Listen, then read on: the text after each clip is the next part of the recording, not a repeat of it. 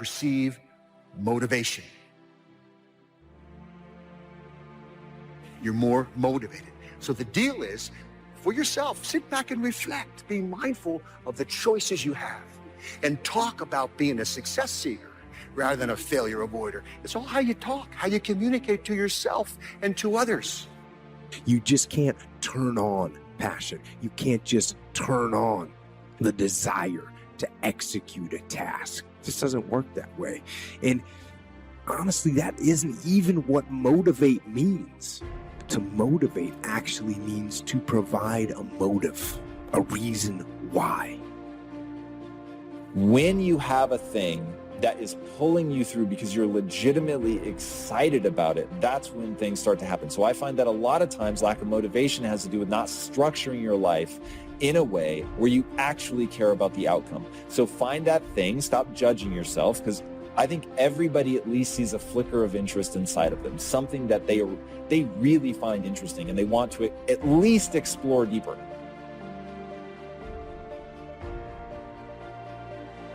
Always go to something bigger than yourself. I'm wondering if you've been defeated because you have been giving yourself wholly to something that was too small to hold you.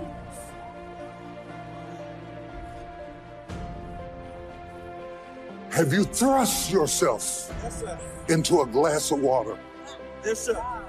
Have you leaped off the diving board into a cereal bowl person? Are you not guilty of immersing yourself into things that were too small to hold your vision? My problem is so many times you've thrown big ideas at small people. You've given big commitment to cereal bowl people. And you're trying to get your sight back from a source that's too small to support what you're willing to put in. Is your investment bigger than the bank? You should see the way you're looking at me. Is the reason you keep being disappointed by people is that you have wholly thrown yourself into something that was too small? Don't let that happen. Get aggressive, be vigilant, attack, and destroy the weakness in your head. Go. Everybody wants to do work when they're feeling strong and they're feeling refreshed. But what's more important is when you actually do the work when you're feeling tired and feeling weak and feeling lazy. When you have those feelings, it's even more important to step up and get some. There are areas within myself where I cannot compromise. I have to hold the line. I am going to work hard. I am going to train hard. I am going to improve myself. I am not going to rest on my laurels. I'm going to own my mistakes and confront them. I am going to face my demons. I'm not going to give up or give out or give in. I am going to stand. I am going to maintain my self-discipline. There will be no compromise. Not now, not ever. Turn your wounds into wisdom. You will be wounded many times in your life. You'll make mistakes. Some people will call them failures. But I have learned that failure is really God's way of saying, excuse me, you're moving in the wrong direction. Real work is to figure out where your power base is and to work on the alignment of your personality, your gifts that you have to give with the real reason why you're here. That's the number one thing you have to do, is to work on yourself and to fill yourself up and keep your cup full. Keep yourself full. Now, I used to be afraid of that. I used to be afraid, particularly from people who say, oh, she's so full of herself. She's so full of herself. And now I embrace it. I consider it a compliment that I am full of myself. Because only when you're full, I'm overflowing, my cup runneth over. I have so much to offer and so much to give. And I am not afraid of honoring myself. You know, it's miraculous when you think about it.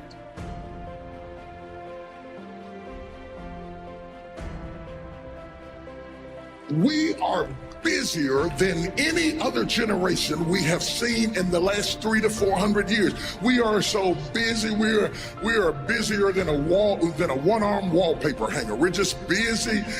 You'll get it later. Don't worry about it. It'll hit you in a minute. We are just as busy as we can be, and we think because we're busy, we're effective. But I want you to challenge your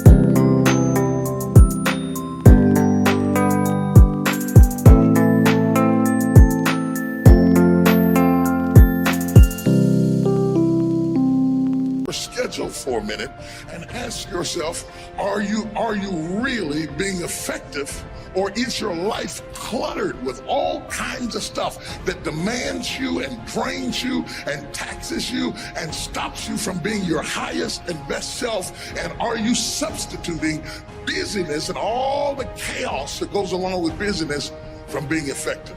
Let me tell you, a bunch of scientists got together and they began to do some research, and they begin to determine that 80% of the things we do are busy things that we do in an area that is not effective, that the average person only spends 20% of their time doing the thing that they are really gifted at. Bees do. And let me tell you something, that means getting up early, going to bed late. That means you don't go to sleep when you're tired, you go when you're done. If you just decide, I'm going to keep my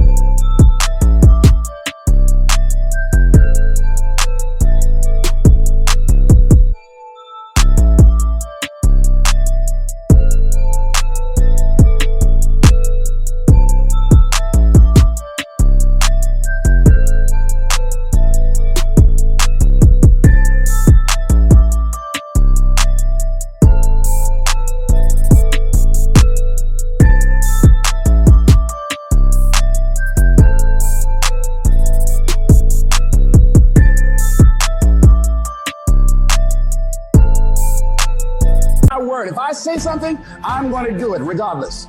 Being more disciplined. Find something that you can look at your life that you say, hey, I know I've got a problem in this area, being late, procrastinating, not taking care of business, being seriously not serious. I need to deal with that. I guarantee you, if you're wondering why it is that everybody else has this and that and this, and why you don't have, I guarantee you that if you take an inventory of your actions, they equal what you're getting, period. If you do the work consistently, if you invest in yourself consistently, 10 years of motherfucking work when everybody else is partying, making excuses, doing the cool thing on the weekend, it's gonna pay off.